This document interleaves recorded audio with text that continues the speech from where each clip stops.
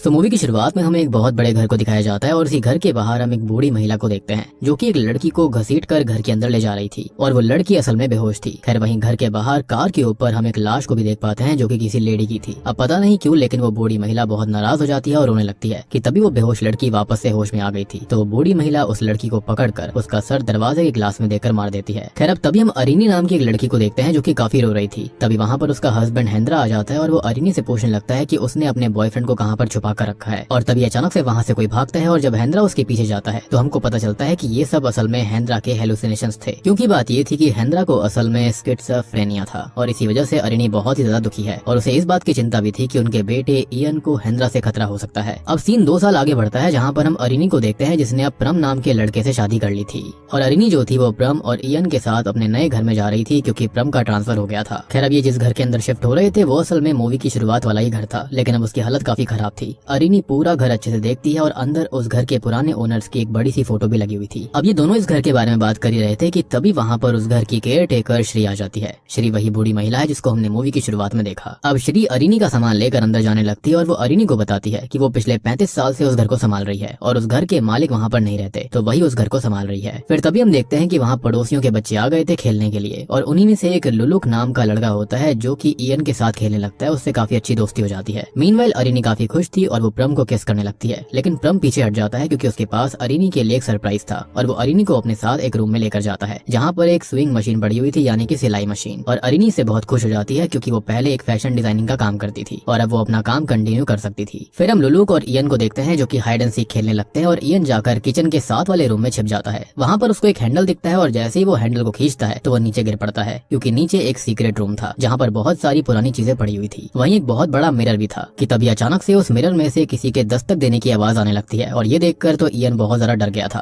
खैर अब इयन उस मिरर के सामने जाकर खड़ा हो जाता है और अचानक से ही उस मिरर के अंदर इयन की रिफ्लेक्शन दिखने लगती है जो कि असल में खुद पे खुद मूव कर रही थी। अब इस चीज को देखकर इयन बहुत डर गया था और चिल्लाने लगता है, लेकिन उसकी आवाज किसी को नहीं सुनाई देती क्योंकि वो रूम फ्लोर के काफी नीचे था। फिर लुलुक अरिनी को बताता है कि इयन उसे कहीं पर भी नहीं मिल रहा है। अरिनी को लगता है कि इयन कहीं छुपा हुआ होगा लेकिन वो पूरे घर में नहीं मिलता, तो अरिनी पैनिक करने लगती है कि तभी प्रम भी घर आ जाता है और वो दोनों पूरे घर में इयन को ढूंढते हैं। अब आखिर में प्रम को उस हिडन रूम के बारे में पता चल जाता है और नीचे उसको इयन मिल गया था जो कि बेहोश हो चुका था। उसको बेहोश देखकर अरिनी रोने लगती है और थोड़ी ही देर में वो होश में आ जाता है। फिर अरिनी श्री को वहीं पर रुककर इयन की देखभाल करने के लिए कहती है और श्री जो थी वो किसी बात से नाखुश लग रही थी। फिर इसके बाद हम देखते हैं कि जब इयन रात को सो रहा था तो वो अचानक से खड़ा हो जाता है और नींद में चलने लगता है और ये बिल्कुल भी नॉर्मल नहीं था उसके लिए क्योंकि उसको ऐसी कोई दिक्कत नहीं थी। फिर वो उठकर रूम से बाहर चला जाता है और हम देखते हैं कि श्री उसे अपने पास बुला रही थी। अब हम देखते हैं कि प्रम भी जाग उठता है और जब उसके पास बिस्तर पर उसका बेटा इयन उसको नहीं दिखता तो वो इयन को ढूंढने निकल जाता है और उसको इयन पियानो के पास बैठा हुआ नजर आता है। तभी वहाँ पर अरिनी भी आ जाती है क्योंकि इयन अपना हेड पियानो की कीज पर मार रहा था, तो उसकी आवाज से अरिनी भी जाग उठी थी और वो दोनों ही अपने बेटे को अपने साथ रूम में ले जाते हैं।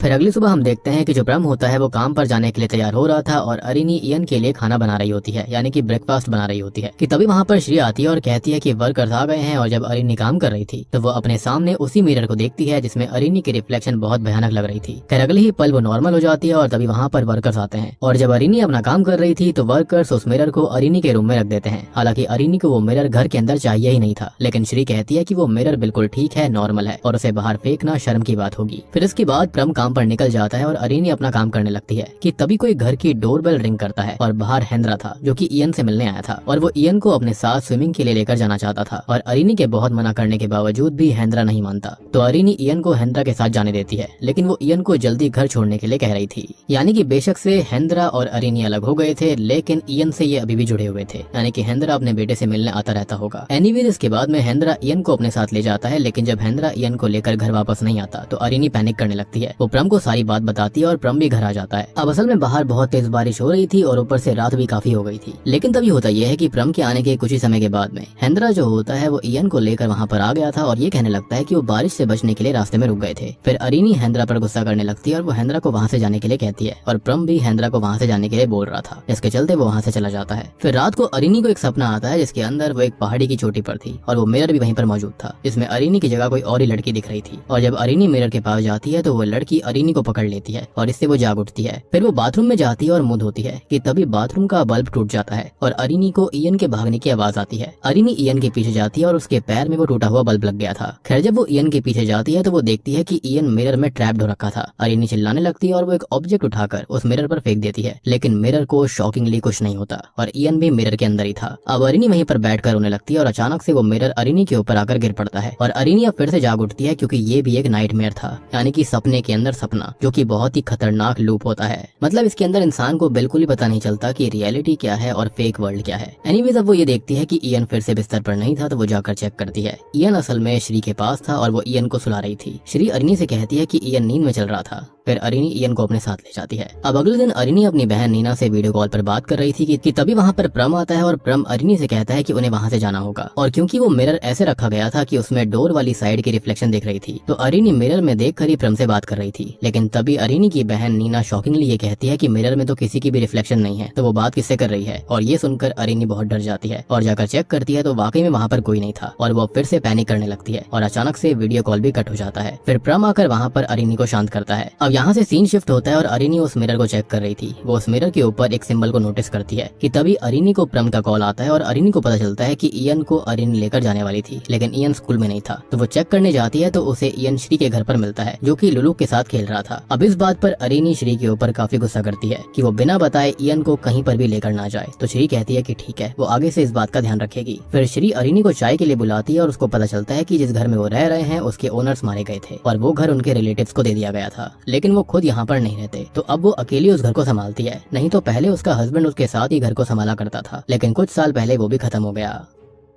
अब सीन फिर से शिफ्ट होता है और हम अरिनी को एक लोकल एंटीक शॉप में देखते हैं, जहाँ पर वो उस मिरर के बारे में पूछ रही थी कि तभी उसकी नजर एक किताब पर पड़ती है, जो कि एक लेडी ने उस एंटीक शॉप से खरीदी थी, जिसके अंदर सेम वैसा ही सिंबल बना हुआ था जैसा कि उस मिरर के ऊपर था। फिर अरिनी उस लेडी का पीछा करती हुई एक कैफे तक पहुंच जाती है। वहाँ वो लेडी अरिनी से पूछती है कि वो उसका पीछा क्यों कर रही है, तो वो उसको सारी बात बताती है और उसकी बात सुनने के बाद वो लेडी कहती है कि उसका नाम है त्यास। और जैसे अरिनी ने उसको बताया सेम वैसा ही उसकी बहन सारी के साथ हुआ था। और हम देख पाते हैं कि सारी वही लेडी है जिसे अरिनी ने अपने सपने में देखा था, यानी कि उस मिरर के अंदर। खैर त्यास यहाँ पर अरिनी को बताती है कि वो सिंबल मिरर का है, लेकिन उसे भी उस सिंबल के बारे में ज्यादा कुछ नहीं पता था। अब सीन शिफ्ट होता है और हम देखते हैं कि अरिनी से मिलने उसकी बहन नीना आई हुई थी और अरिनी उसे अपने वर्किंग रूम में ले जाती है। अब नीना उस कमरे के अंदर उस मिरर को देखती है जिसको कपड़े से ढक दिया गया था, तो वो उसके ऊपर से कपड़ा हटा देती है। फिर अरिनी आकर अपना काम करने लगती है और उसे उस मिरर में सारी का भूत दिखता है और अरिनी बहुत डर जाती है कि तभी अरिनी को किसी के फुट स्टेप्स के आने की आवाज सुनाई देती है और वो आवाज नीना को भी सुनाई दे रही थी। तभी अचानक कोई पीछे से अरिनी के कंधे पर हाथ रखता है और नीना बिना कुछ सोचे उस पर हमला कर देती है। अब बाद में पता लगता है कि वो हेंद्रा था, जो कि वहाँ पर माफी मांगने आया था। फिर इसके बाद इयन भी स्कूल से आ गया था, तो हेंद्रा उसे अपने साथ लेकर जाने लगता है। तो वहाँ पर प्रम आकर हेंद्रा को रोक देता है और उसे वहाँ से जाने के लिए कहता है। अब इसके चलते हेंद्रा वहाँ से जाने लग गया था, लेकिन तभी अचानक से पता नहीं हेंद्रा को क्या हो गया था और वो अचानक से ही प्रम के ऊपर हमला कर देता है। वो प्रम से पूछने लगता है कि वो कौन है और बहुत मुश्किल से अरिनी हेंद्रा को वहाँ से भेजती है। और उसके जाने के बाद में अरिनी प्रम को सारी बात बताती है कि असल में हेंद्रा को स्किज़ोफ्रेनिया है और ये बात उसने प्रम को आज तक नहीं बताई थी। ऑब्वियस सी बात है कि अपने बुरे पास्ट को वो छुपाना चाहती थी। खैर इसके बाद में हमें अरिनी को दिखाया जाता है, जो कि अपने काम पे लगी हुई थी और उसे बाहर से किसी की आवाज सुनाई देती है। तो वो बाहर श्री को देखती है और उसको अब श्री के ऊपर शक होने लगता है। इसके बाद अरिनी फिर से जाकर उस मिरर को चेक करती है और अचानक उस मिरर से एक आवाज आती है कि डू नॉट ट्रस्ट हिम। और फिर उस मिरर पर अपने आप कुछ शब्द अपीयर हो जाते हैं, जिसे अरिनी मिटाने की कोशिश कर रही थी, लेकिन इसका कोई फायदा नहीं होता। फिर जब अरिनी अपने बेटे इयन को स्कूल लेने जाती है, तो वहाँ पर उसे हेंद्रा मिलता है, जिसे अरिनी सारी बात बताती है, शुरू से लेकर अब तक की। और वो हेंद्रा को उन वर्ड्स के बारे में भी बताती है। तो हेंद्रा उसको ये बोलता है कि वो वर्ड्स एक एनाग्राम है, जिसके अंदर दो नाम छुपे हुए हैं।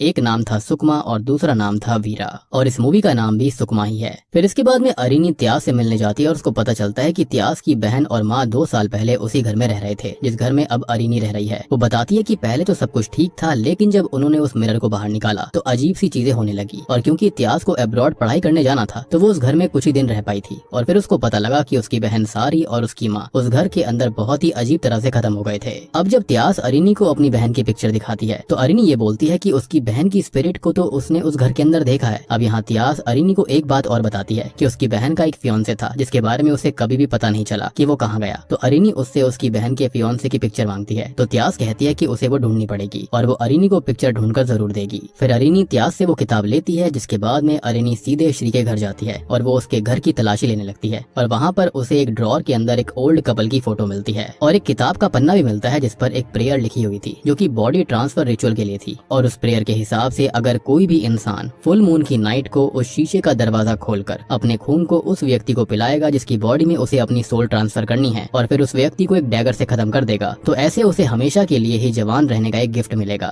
खैर अब अरीनी उस पन्ने को अपने साथ ले जाती है और वो शॉकिंगली ये देखती है कि वो पन्ना असल में उसी किताब का था जो कि उसने त्यास से ली थी, यानी कि उसी एंटीक शॉप से ली थी त्यास ने।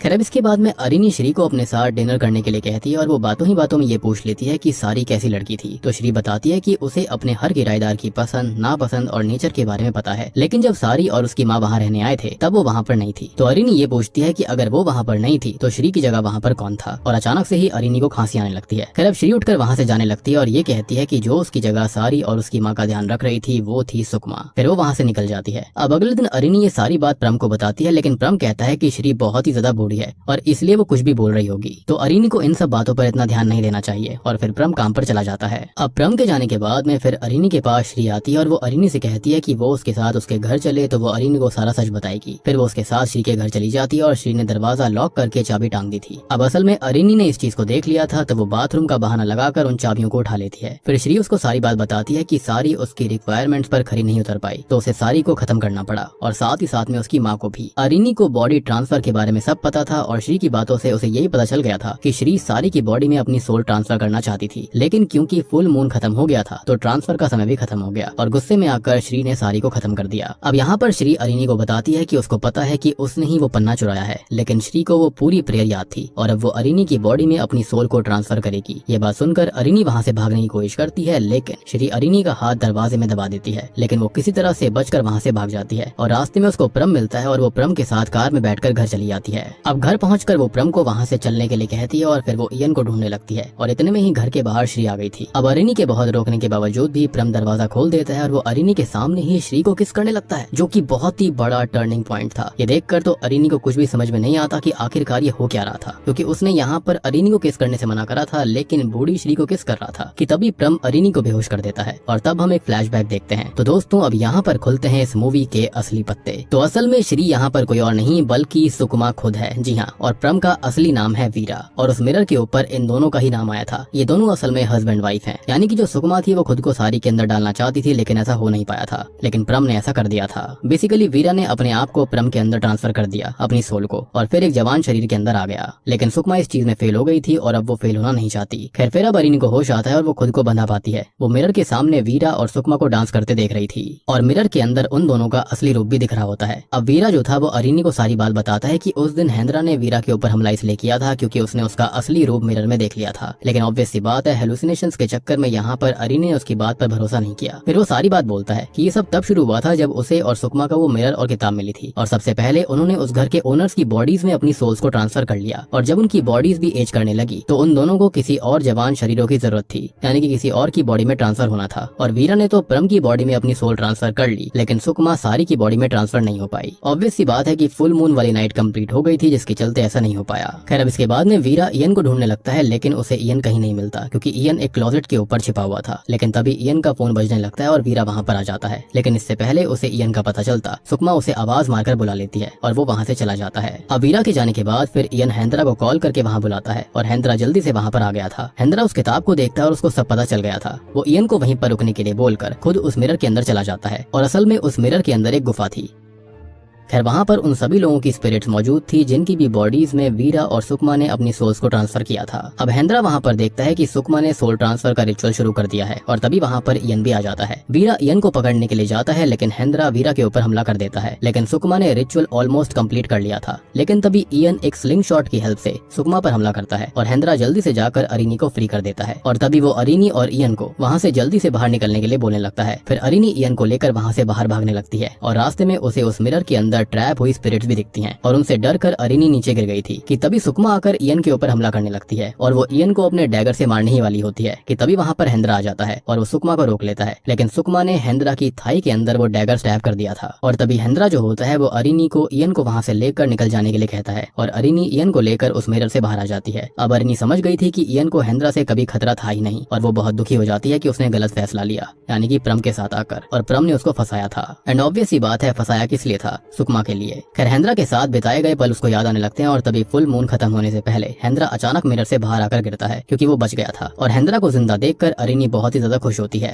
खैर इसके बाद में कहानी कुछ दिन बाद शिफ्ट होती है और अब अरिनी और हेंद्रा अच्छे से रह रहे थे और उनके घर पर त्यास आती है और वो अरिनी को सारी के फियांसे की पिक्चर दिखाती है और सारी का फियांसे शॉकिंगली कोई और नहीं बल्कि आपने गेस कर लिया होगा वो प्रम ही होता है, यानी कि उसके भेस में वीरा था। और आपको याद होगा कि मिरर में फंसी हुई सारी की स्पिरिट ने अरिनी को प्रम पर भरोसा करने के लिए मना किया था, यानी कि स्टार्टिंग से ही मिरर रेल्म के अंदर रहने वाली स्पिरिट उसको वार्न कर रही थी। खैर तभी अरिनी उस फोटो के अंदर प्रम को चाय पीते देख रही होती है और वो गौर करती है कि हेंद्रा भी ठीक वैसे ही चाय पी रहा था जबकि वो कभी भी ऐसे चाय नहीं पीता और अरिनी समझ जाती है कि हेंद्रा की बॉडी में असल में वीरा है और हेंद्रा कब का खत्म हो चुका है। खैर इसके बाद में हमको एक पोस्ट क्रेडिट सीन दिखाया जाता है जहाँ पर हम गौर करते हैं कि ये सब हुआ कैसे था। असल में वीरा ने पहले ही हेंद्रा को बेहोश करके उसकी बॉडी में अपनी सोल ट्रांसफर कर ली थी और वो सुकमा के पास गया था जो कि बहुत ही कमजोर हो गई थी और वो काफी ज्यादा घायल भी थी क्योंकि इयन को बचाते हुए हेंद्रा ने सुकमा को भी हर्ट कर दिया था। खैर अब क्योंकि सुकमा बहुत कमजोर हो चुकी थी और वो अपनी सोल को अब ट्रांसफर नहीं कर सकती तो वो उसी डैगर से खुद को खत्म कर लेती है और अब इसका मतलब ये था कि वीरा की स्पिरिट जो थी वो हमेशा के लिए ही हेंद्रा के शरीर के अंदर रहेगी, वो भी अरिनी के हस्बैंड के रूप में। और सबसे बड़ी बात यह है कि अरिनी को भी इस बात का अंदाजा लग चुका था। अब देखो ऑब्वियस सी बात है, ना ही अरिनी यहाँ पर हेंद्रा को वापस ला सकती थी और ना ही वीरा सुकमा को वापस ला सकता है, तो घूम फिर कर बात वहीं पर आ गई जहाँ पर पहले थी, यानी कि अरिनी और प्रम जैसे साथ रह रहे थे, यानी कि अरिनी और वीरा, वैसे ही अब इन दोनों को रहना पड़ेगा। लेकिन अब बात ये थी कि इन दोनों के मन में ये रहेगा कि वीरा ने हेंद्रा को खत्म किया और अरिनी ने यहाँ पर सुकमा को। इनडायरेक्टली तो अरिनी और हेंद्रा ने ही यहाँ पर सुकमा को खत्म किया था और अब बस या तो इसी गिल्ड के साथ में ये दोनों साथ रहेंगे या फिर शायद से अलग हो जाएंगे। और